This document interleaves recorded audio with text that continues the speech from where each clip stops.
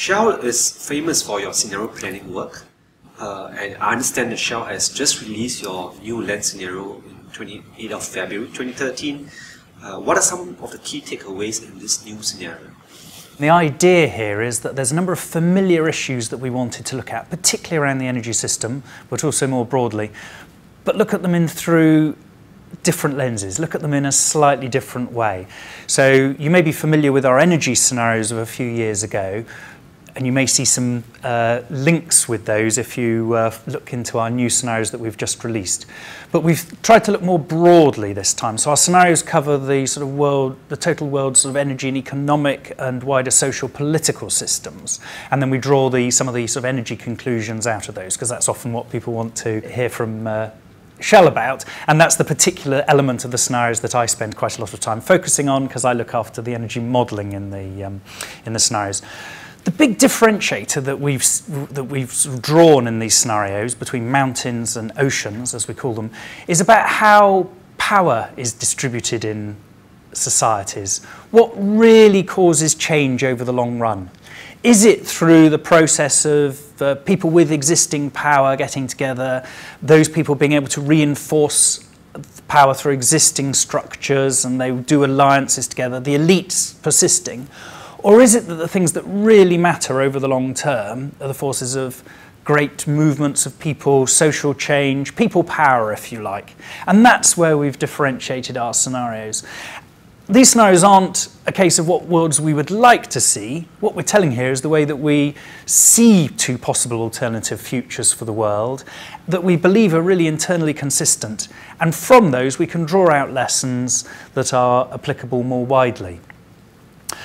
This leads to some particular energy conclusions. Just like a few years ago, but actually reinforced, we believe the demand growth of energy over the next several decades is very vigorous and likely to be very strong.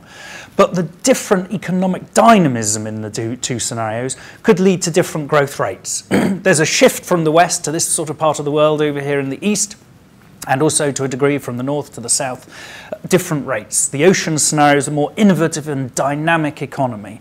There's more renewal, there's more overturning of existing elite power structures, so there's more turbulence, but nevertheless it's more innovative and more long-lasting structures emerge from that. Another big differentiator that's evolved over the last few years on the energy side is the breakthrough of natural gas in North America.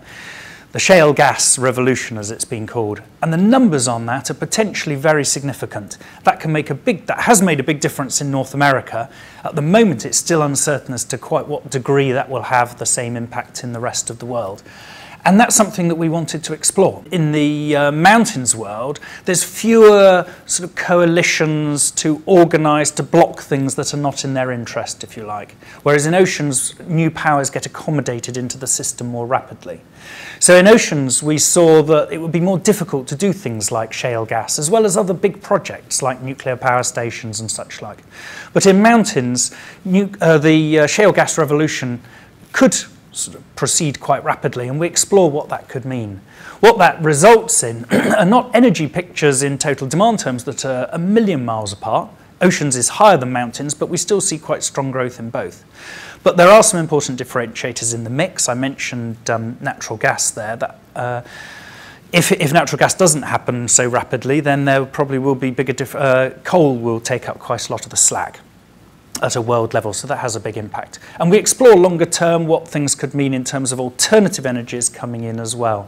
So longer term, oceans is likely to have more renewables like solar coming in, but also because of the higher prices, it's likely to have stronger oil demand as well. For a country, some of the other differences that are important are on things like efficiency. We see much more people turning to efficiency as a response to higher energy prices in oceans as a way to sort of close some of the gap.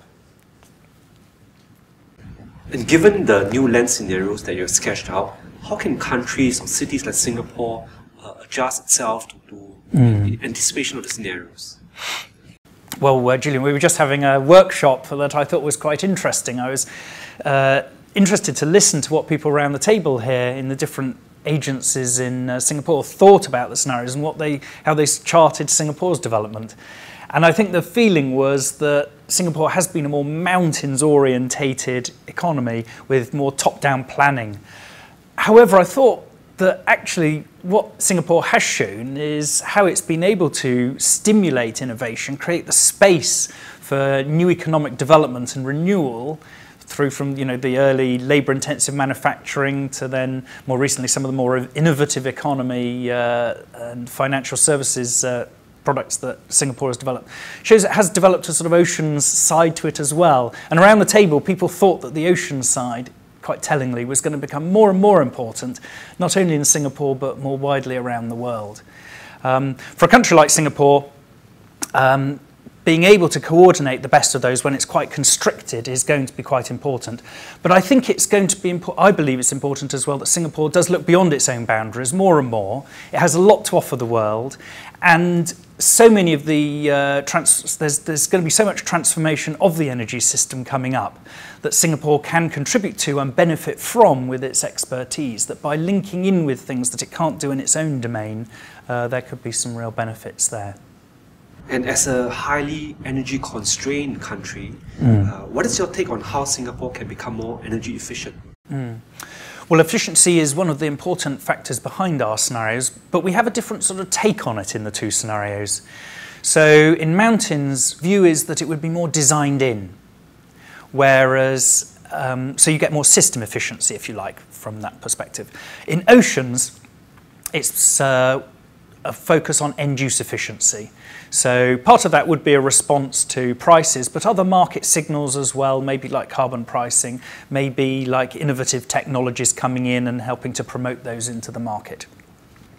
So, for example, an example of what I mean by the system efficiency is over issues like compact cities. A big differentiator between the scenarios that we thought was important and turns out to be in the numbers is what's going to be the nature of urban development over the next few decades? Are we going to develop more compact cities around the world, or are we going to have more sprawling suburban style cities? This has a big impact on energy demand, and we've done the sort of first draft of our quantification of this, if you like, behind mountains and oceans. A more compact urban development offers many advantages in terms of more efficient use of energy. I think Singapore has in large parts shown the benefits of that, and no doubt there will be more to come.